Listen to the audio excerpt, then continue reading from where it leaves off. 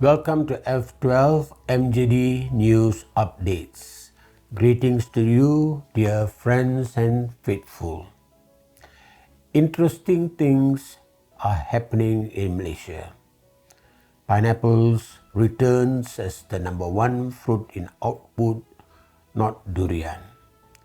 The top 5 fruits currently are pineapples, durians, bananas, watermelon and papayas. The new cardinals will be making their appearance. The whole church enters into prayer on Saturday for the synod in Rome. Malaysia prepares to be an aged nation by 2050. Some say the birth rates have dipped. Recovery times. The Malaysian athletes are in Hangzhou to regain lost glory or the elusive gold.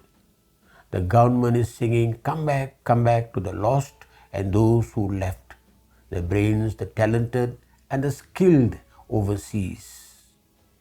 The negative impact is significant. The afflictions include starvation of talent replacement, poor governance and policy making, middle income trap, low industry development, corruption and loss of tax revenue.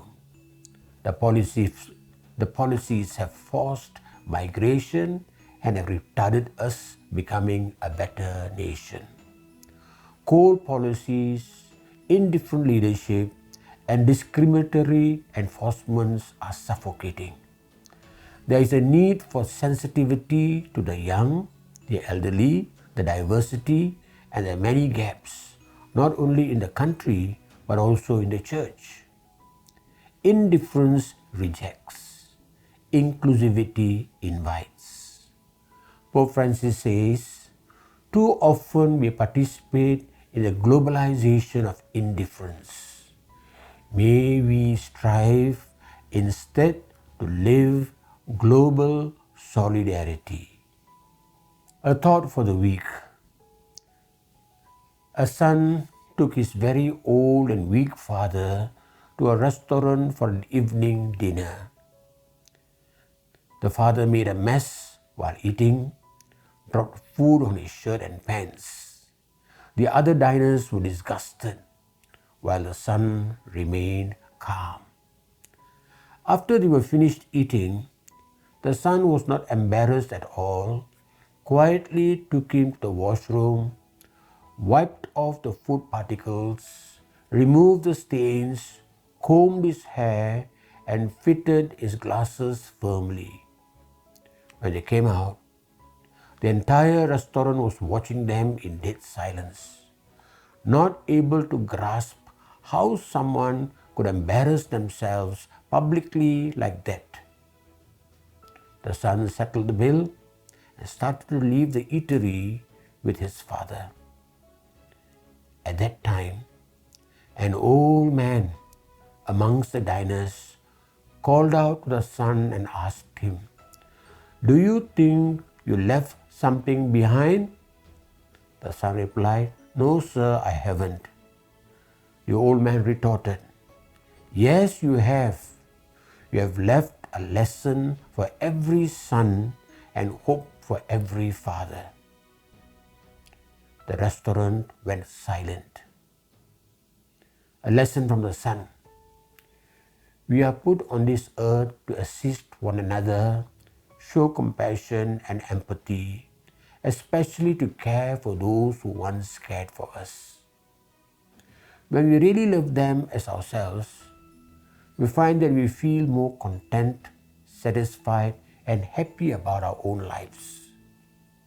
Many times, we will discover that the happiest people in the world are the helpful and caring ones. Announcements for this week. 1.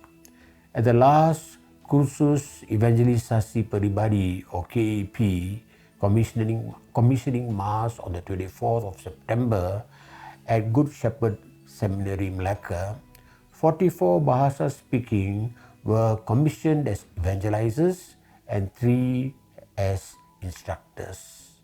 Our thanks to the formation team from the Diocese of Bogor, Indonesia. 2. The Deliverance Healing Program organized by Malacca Johorediocese Deliverance Exorcism Office ended on the 29th of September at Majudi with 32 priests, pastoral workers, charis members, and those sent by the parish priests.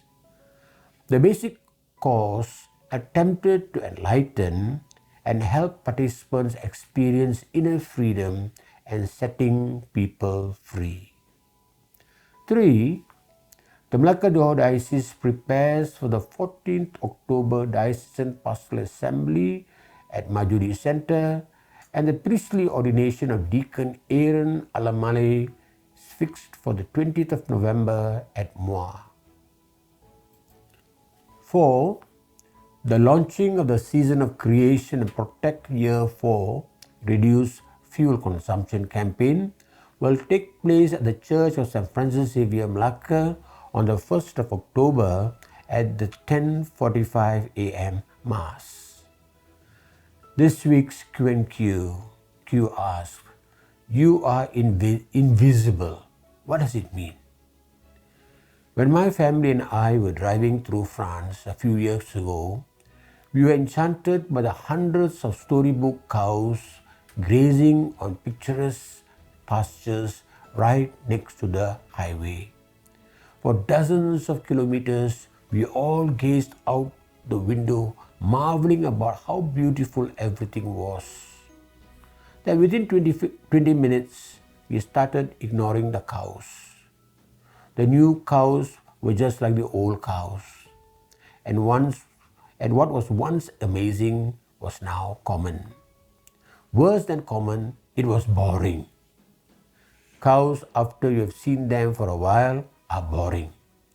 They may be perfect cows, attractive cows, cows with great personalities, cows lit by beautiful light, but they are still boring. A purple cow, though, now that would be interesting for a while. Seth Godin, who wrote Purple Cow. For Godin, it is all about being remarkable, being unique, standing out, being interesting, exceptional, and worth noticing. It stands in contrast to the perfect, normal brown cow. If you are not being remarkable, you are being invisible. Not being uniquely you and adding compounding value to others makes you invisible. Godin asks, what's stopping you from being a purple cow? From finding your voice and being remarkable? What are you afraid of? The opposite of being remarkable, a purple cow, is being very good, being the perfect brown cow, and that is as common as muck. You are either remarkable or invisible. Make a choice. Join the Universal Church in the vigil for the Synod Gathering 2023. Hear, think, pray. Heed the words of Cardinal Sebastian Francis. There is no synod without prayer. Pray to the Holy Spirit to lead the Church. Take care. God bless.